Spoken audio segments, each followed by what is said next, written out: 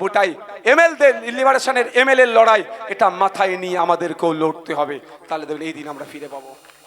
আপনারা বলুন একটা কথা, এই যে মাঠের আছে, এই মাঠে দেখবেন ঘাস জন্মেছে, তাই তো? কেন ঘাসটা জন্মেছে? পানি এসেছে বলেই তো। যদি না এই মাঠে পানি আসতো, ঘাস জন্মাতো?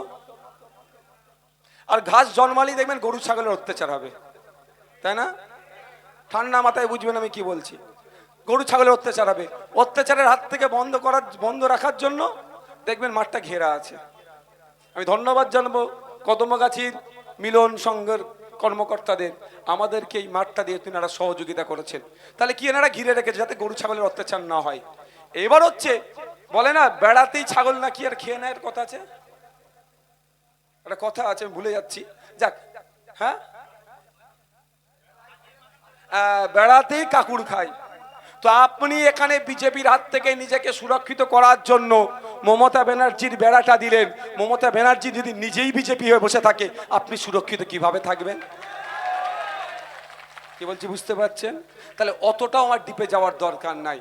যদি না এখানে পানি এসে পৌঁছায়, ঘাসের জন্ম হবে না। যদি এখানে তৃণমূলের হচ্ছে সাপ্লাই লাইন, তৃণমূলটা হচ্ছে পানি আসার লাইন, আর বিজেপিটা এই পানি আসার পরে ঘাস জন্মানোর পরে এই বিজেপি আসে এখানে। তাই আমরা যদি দায়িত্ব নিয়ে সাপ্লায়ার লাইনটাকে কাটতে পারি, ঘাস জন্মাবে না, আর ঘাস না থাকলে গরু ছাগলও আসবে না। মাথায় থাকবে আপনাদের? মাথায় থাকবে তো নাকি?